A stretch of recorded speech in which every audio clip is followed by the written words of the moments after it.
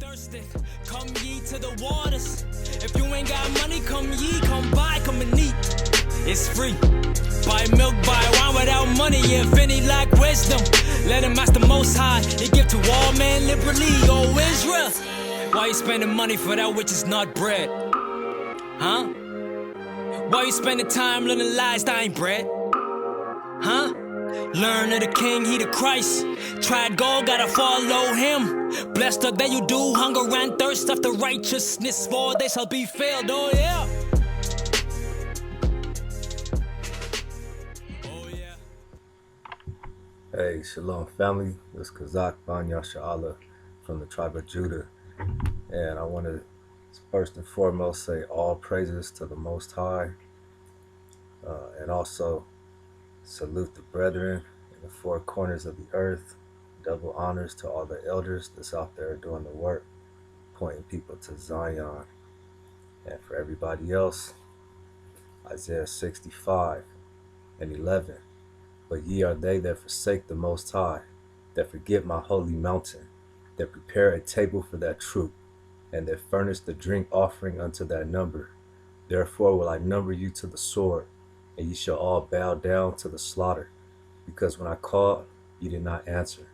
When I spake, ye did not hear, but did evil before mine eyes, and did choose that wherein I delighted not. Therefore thus saith the Most High Power, Behold, my servants shall eat, but ye shall be hungry. Behold, my servants shall drink, but ye shall be thirsty. Behold, my servants shall rejoice, but ye shall be ashamed. Behold, my servants shall sing for joy of heart, but ye shall cry for sorrow of heart, and shall howl for vexation of spirit, and ye shall leave your name for a curse unto my chosen. For the Most High Power shall slay thee, and call his servants by another name. All praises to the Most High. This lesson is going to be about the true location of the Red Sea crossing. Alright, we're going to start off with this map right here of the Mediterranean Sea, the Sinai Peninsula. We have Egypt on the west, Saudi Arabia on the east, Jordan northeast, Israel northeast corner up there. Got the Suez Canal up in the northwest corner, Sinai Peninsula right in the middle. Alright, and for this portion of the study, we're going to focus on the Suez Canal. The Suez Canal first, and then we're going to do some studies on the Gulf of Aqaba. Okay, but as far as the Suez Canal goes, let's ask a question. When was the Suez Canal built? The Suez Canal was built November 17th, 1869. Okay, November 17th, 1869, the Suez Canal was built. So previous to this time, the Suez Canal did not exist, and I'm going to prove it. Okay, I'm going to read this article. This is on Wikipedia. It's readily found. You can just Google it. When was the Suez Canal built? Okay, the Suez Canal was open to navigation on November 17th, 1869. Ferdinand de Lesseps would later attempt unsuccessfully to build a canal across Panama. When it opened, the Suez Canal was only 25 feet deep, 72 feet wide at the bottom, and 200 to 300 feet wide at the surface. Now, in regards to the Gulf of Aqaba, okay, there's a book called The Political Geography of the Gulf of Aqaba by Alexander Melamine. Alright, it was published by the New School for Social Research of New York, New York. And on page 231, there's a reference to the Gulf of Aqaba and also to the Suez Canal.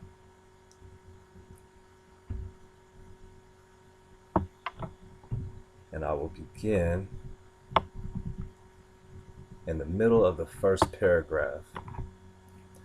There is some evidence that the ancient Egyptians built a freshwater canal from the Nile Delta to the Red Sea, but its use for navigation has not been established. Okay, that's a little side point, but it's going to come into play when I reveal these maps. Okay, I have an ancient map that actually has this canal that the ancient Egyptians built from the Nile Delta down to the Red Sea. It says regular traffic across the isthmus and in the Gulf commenced in 1837 as soon as steamships began to travel in the Red Sea, and a mail coach service was established. 20 years later, the coach service was replaced by a railroad, and in 1869 the Suez Canal was opened. The Isthmus of Suez has little relief, and there are no locks or tunnels on this international waterway. Paragraph 2. The Gulf of Aqaba is about 100 miles long and an average of 15 miles wide. It has many reefs and islands, particularly at its mouth. Sailing there is at least as difficult as the Gulf of Suez. It is enclosed. Okay, listen closely to this, because there is a false doctrine out. There's a false teaching out that's been out for a long time. It's been given to us by our slave masters. And unfortunately, because we don't have the resources, or we just don't study to show ourselves approved, we tend to take these things to be the truth. Okay, and what happened here, I'm going to prove it. Our enemy has once again minimized the miracles of the Most High by changing the location of the Red Sea crossing. Okay, and also, if you keep in mind, if you were to go back there in these days and you were to look for these locations, okay, if you believe that we crossed at somewhere in the Gulf of Aqaba or somewhere in the Suez Canal, okay, I'm going to prove it. You will be at the very minimum 50 miles off from the true crossing, at the very minimum. Okay, 50 to 100 miles off of the true crossing. All right, I'm going to continue. Listen closely to this. Speaking of the Gulf of Aqaba, it says it is enclosed by faulted, steep slopes which rise rapidly to elevations exceeding 2,000 feet.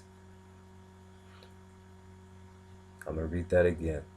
It is enclosed by faulted, steep slopes which rise rapidly to elevations exceeding 2,000 feet. Only a few rugged wadis break up these slopes, and there is no continuous foreland. Okay, that means that wherever you turn off, if you're going down the Gulf of Aqaba and you make a right or a left, you're going to run into a wall, a steep slope that could possibly exceed 2,000 feet high, and there is no continuous foreland. There's no way that you can get through them. Continuing, the only trail following the eastern side of the Gulf between Aqaba and Hakal had to be hewn out of the rocks of the slope. Okay, this one trail, the only trail on the eastern side of the Gulf between Aqaba and Hakal, had to be hewn out of the rocks of the slope. The western side is in general equally forbidding, and no trail follows this shore. Okay, so there is no trail on the west side of the Gulf of Aqaba. Do you hear that? There is no trail on the west side of the Gulf of Aqaba. So we have 2 million plus people, men, women, and children, okay, traveling with donkeys, horses, probably, camel, cattle, you name it. 2 million plus. What were we, cliff hanging? We were jumping off of a cliff, 2,000 feet plus, only to cross the sea and climb up another cliff, to go through mountains with no trails. Oh, it must have been us that cut the trail in the rock. No. Anyways, I'm just showing the reasoning and the simplicity of these doctrines. Okay, that's why it is a necessity that we all study to show ourselves approved. All praise to the Most High. Alright, now transitioning to the scriptures. Alright, and we're going to go into the Targums of Onkelos and Jonathan ben Uzziel on the Pentateuch. Okay, that is the Targums of Onkelos and Jonathan ben Uzziel on the Pentateuch. And if you have not heard of the Targums, man, sorry. This is your opportunity, okay, to get some understanding. Okay, if you have a JPS Tanakh, okay, you can go on the preface, be page 21 in the beginning, okay, the Roman numerals, XXI, page 21, in the preface to the 1985 English edition on the history of Bible translation. Bible translation began about 2,200 years ago in the 3rd century BCE as the large Jewish population of Alexandria, Egypt, came under the influence of Hellenism, when the Greek language replaced Hebrew and Aramaic as their vernacular, and the Torah in its Hebrew original was no longer commonly understood. A translation into Greek was made for the Jewish community of Alexandria. This translation came to be known as the Septuagint, Latin for 70, okay, because of the legend that the committee of translators numbered 72, 6 elders from each of the 12 tribes of Israel. In the last few centuries BCE, the Jews who lived to the north and east of Judea also found the Hebrew Bible difficult to understand, for their spoken language had become largely Aramaic. Transitions into Aramaic, first of the Torah and then of the rest of the Bible, became known as the Targums. The Septuagint and the Targums are not only the oldest translations of the Bible, but also the most influential. Down to our own day, virtually every Christian translation, King James Version, has followed the methods of the Jewish translators who created the Septuagint, and generally followed their renderings of the Hebrew as well. The Christian translators also were influenced by the interpretation of the Hebrew text set forth in the Targums. So what are we doing going into the Targums? We're going straight to the source. So the earliest Aramaic translation that we have available to us in English. And we're going to get some understanding today, whether these heathens like it or not. All right, now, all praises to the Most High for this truth. I'm in the Targums, Exodus chapter 14, verse 1. And the Most High spake to Moshe, saying, Speak to the sons of Israel, that they return back and encamp before the mouths of Heratha, as they lie, created after the manner and likeness of the children of men, male and female, and their eyes open to them. It is the place of Tanis, which is between Migdol and the sea, before the idol Zephon, or Typhon, that is left of all the idols of Mitzrayim. Okay, so the Most High told them to go to a specific location, and he named off a major landmark that is still there till this day.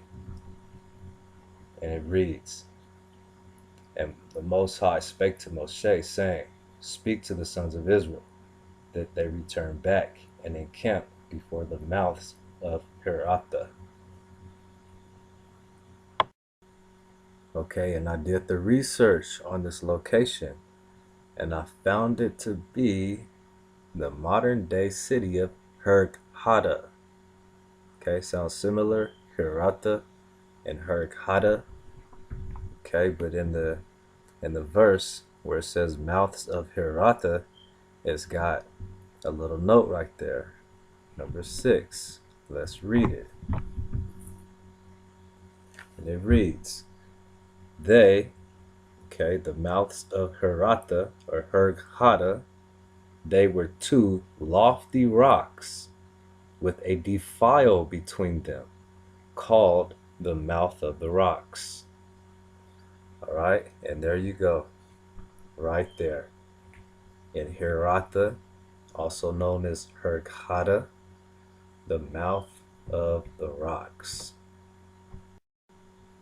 All right, I just want to pause right here and give all praises to the Most High. All praises to the Most High. All praises to the Most High. Without him, we'd be lacking that knowledge, wisdom, and understanding. And I want to implore you, Israel, Yasha Allah, Yashar Allah, the upright ones of the Most High.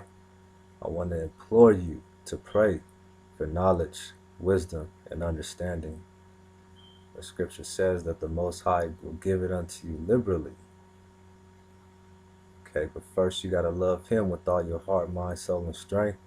And you got to love your neighbor as yourself. You can't hold no grudges against your brethren. Okay, you got to love them as yourself.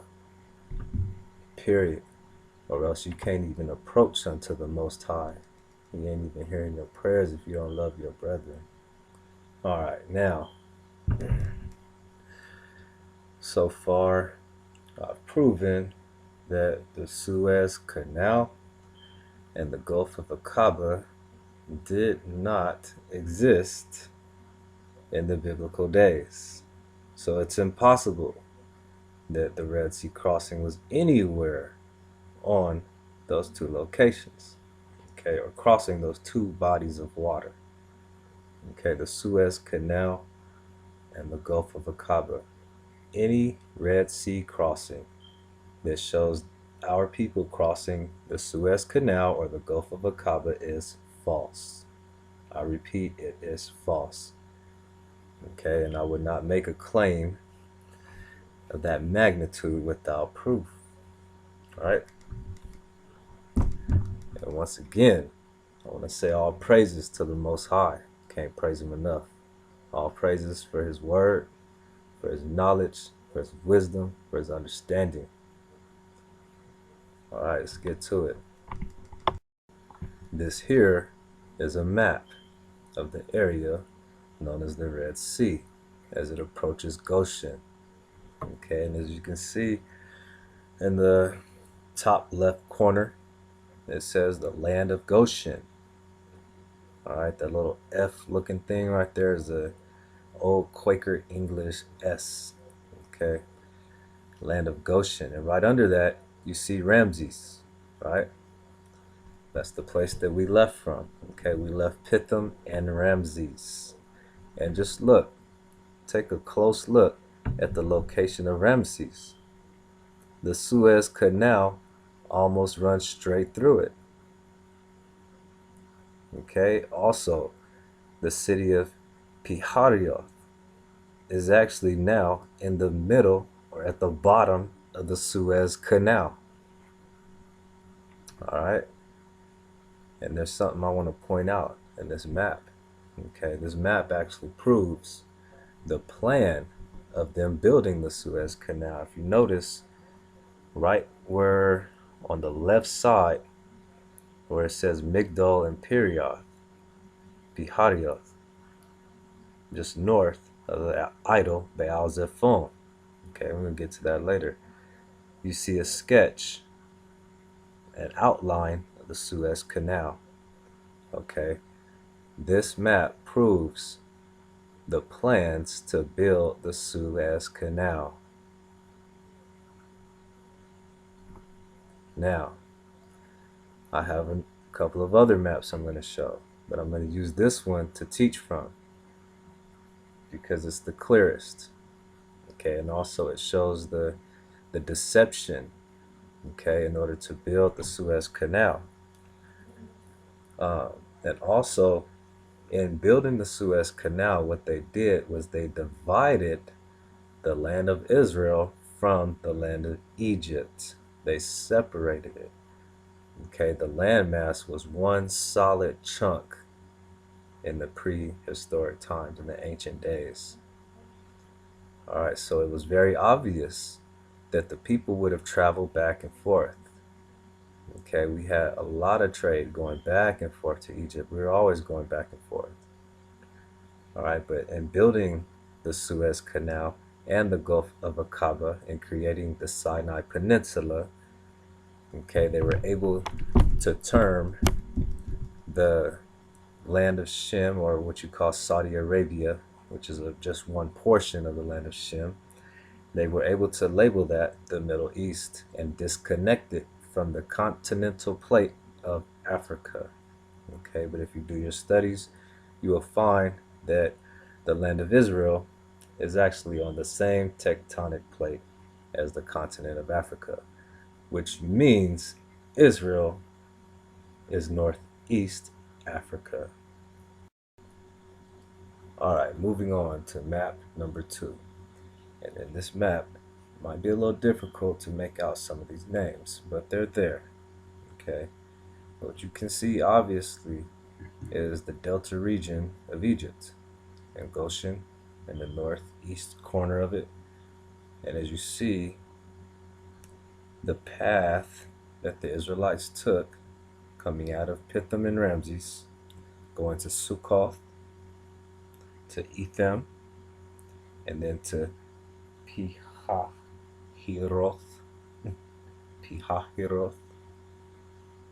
okay, where they encamped at Pihahiroth between Migdol and the sea before the idol Baal Zephon, which is a cross.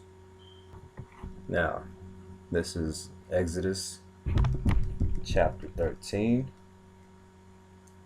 verse 17, King James Version. Exodus chapter 13, verse 17. And it came to pass, when Pharaoh had let the people go, that the Most High led them not through the way of the land of the Philistines, although that was near. For the Most High said, lest peradventure the people repent when they see war, and they return to Egypt. Now, let's get some understanding on that. I'm going to go back into the Targums. Okay. Page 483. Exodus chapter 13. The same verse. And it was when Pharaoh had released the people that the Most High did not conduct them by the way of the land of the Philistines, though that was the near one. For the Most High said, lest the people be affrighted in seeing their brethren who were killed in war, 200,000 men of strength of the tribe of Ephraim, who took shields and lances and weapons of war, and went down to Gath to carry off the flocks of the Philistines, and because they transgressed against the statute of the word of the Most High. and went forth from Mitzrayim 3 years before the appointed end of their servitude. They were delivered into the hand of the Philistines, who slew them. These are the dry bones which the word of the Most High restored to life by the ministry hand of Ezekiel the prophet in the valley of Dura, but which, if they now saw them, they would be afraid and return into Mitzrayim. Okay, there you have it. That's the reason that the Most High didn't allow us to go that way. Okay, we would have saw our brethren, 200,000 valiant men of the tribe of Ephraim who left Egypt too soon. And they thought to go and spoil the Philistines. They were not prepared. So they were slain. So the Most High didn't allow us to go that way. He didn't want us to see their dead bodies. And it explains that these are the dry bones. Okay, Ezekiel 37. I'll leave that to you guys to precept it in the book of Jasher. Moving on. Exodus chapter 13, verse 18. But the Most High led the people about through the way of the wilderness of the Red Sea. And the children of Israel went up harnessed out of the land of Egypt. Exodus chapter 13, verse 20. And they took their journey from Sukkoth and encamped in Etham in the edge of the wilderness. In the edge of the wilderness. Okay, Exodus chapter 14, verse 1. And the Most High spake unto Moses, saying, Speak unto the children of Israel, that they turn and encamped before Pihahiroth, between Migdol and the sea, over against Baal Zephon. Before it shall ye encamp by the sea.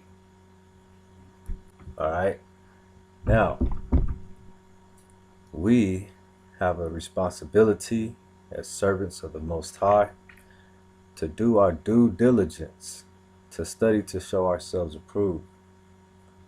Okay, you cannot map out these locations on a map.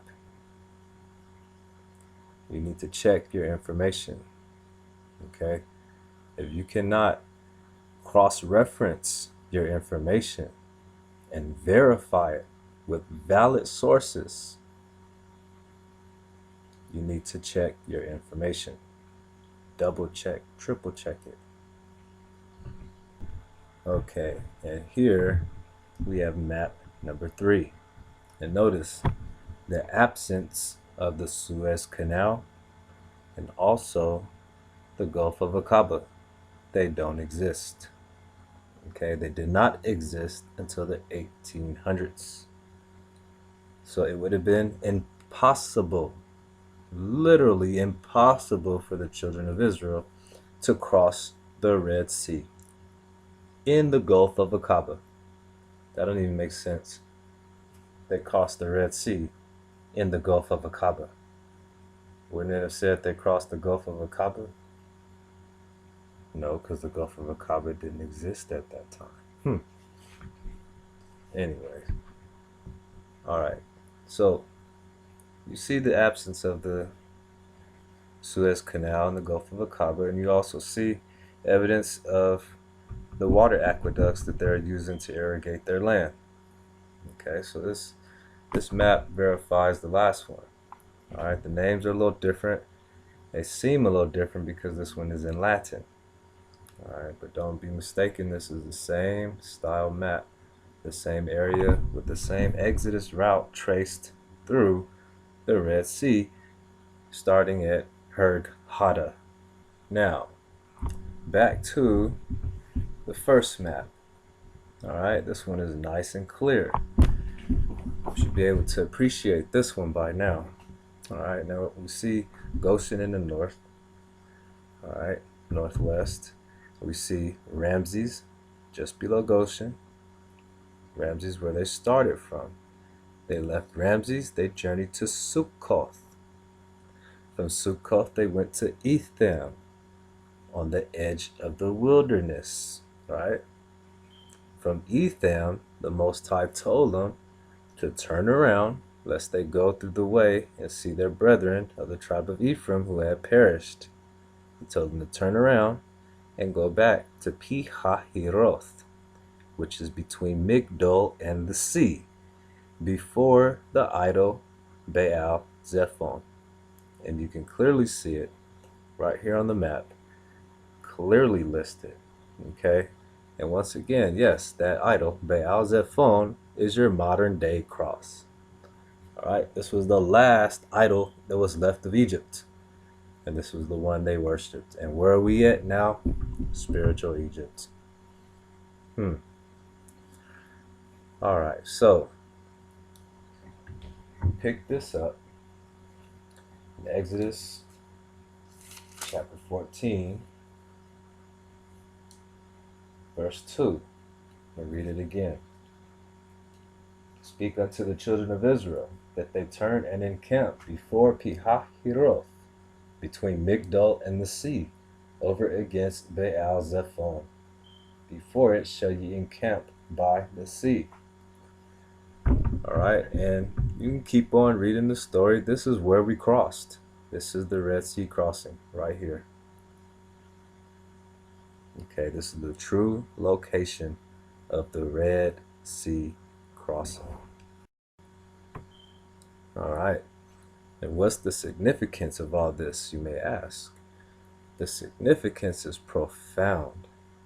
Okay, and as you can see, I have an aerial view of the Sinai Peninsula, including the Suez Canal, along with the Gulf of Aqaba, and also, which is included, is the area of Hurghada, which is the actual site of the true crossing of the Red Sea.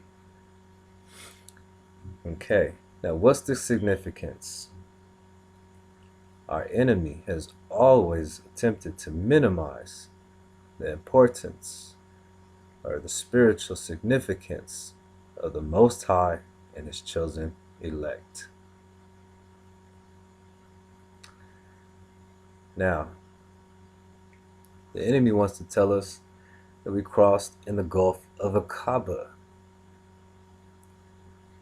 But what is written and what the scriptures tell us, what history tells us, what archaeology tells us, is that we crossed south of the Gulf of Aqaba. And the location that we crossed was vastly larger than the Gulf of Aqaba.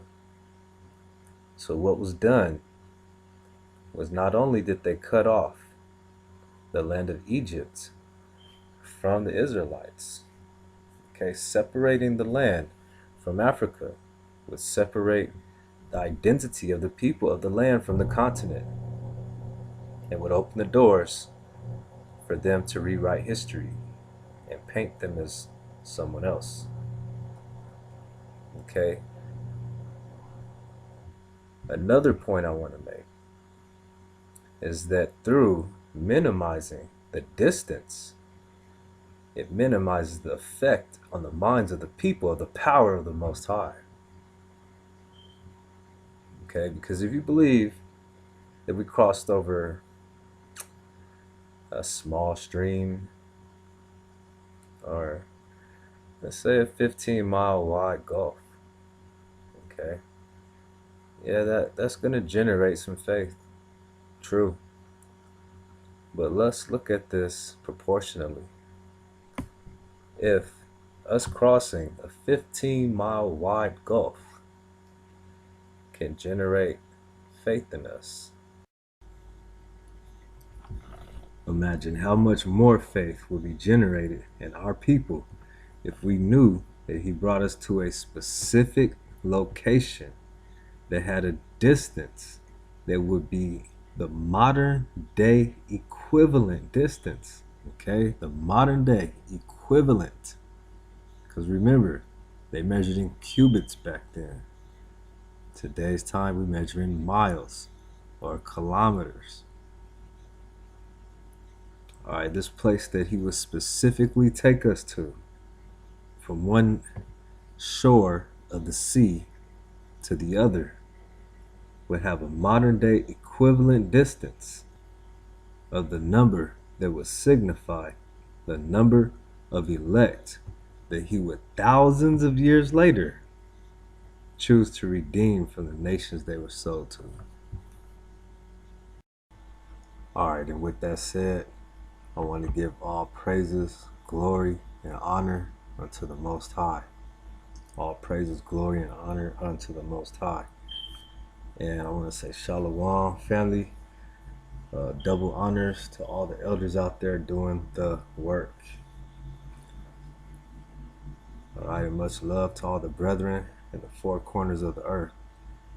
And I want to go and leave off with this last couple verses. Mark chapter 12, verse 30. And thou shalt love the Most High thy power with all thy heart, and with all thy soul, and with all thy mind, and with all thy strength. This is the first commandment. And the second is like, namely this, thou shalt love thy neighbor as thyself. There is none other commandment greater than these. Think about that, Israel. All right, we gotta have love for one another. It don't matter what a brother think about doctrine, the minute doctrinal issues. We can't be having divisions amongst our nation. A nation divided against itself cannot stand.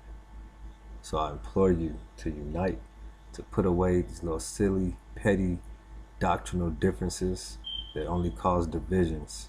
Stop camp banging, stop that mess. Unite. Kwam Yasha Allah. Shalom.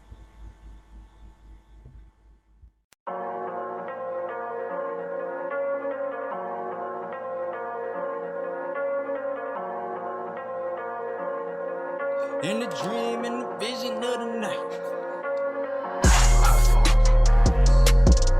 Yeah.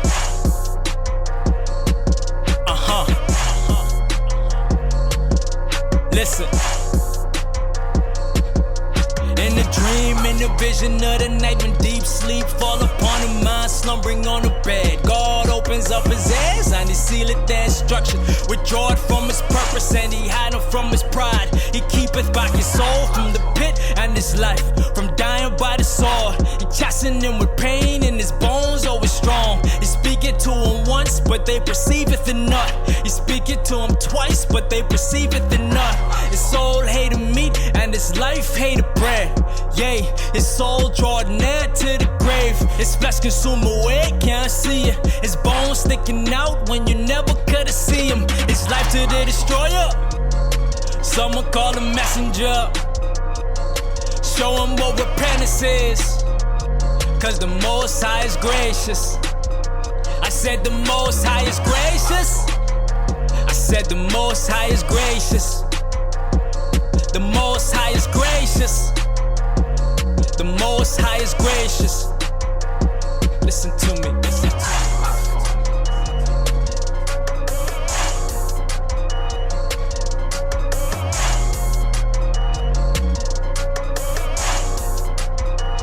God dealeth with us as sons, so we chasten whom he loveth, striving for that truth, putting nobody above him, sending up the praises, all glory and honor. See, I just think you're crazy if you ain't keeping commandments. That's that wisdom, that's that knowledge, that's how you get understanding. Some brothers bugging out, they don't really understand this. See, Christ was the line for the remission of sins, though, seated at the right hand, yeah, that'll be my king, though. If the Lord willeth, I'ma see him in the kingdom, ruling over everything, yeah, me and my kinfolk. But see, this the thing though, we gotta endure to the end, but some don't have that knowledge. I speak that to your shame. It's life to the destroyer. Someone call him messenger. Show him what repentance is, cause the Most High is gracious. I said the Most High is gracious. I said the Most High is gracious. I said the Most High is gracious. I I said the Most High is gracious. Listen to me, listen to me.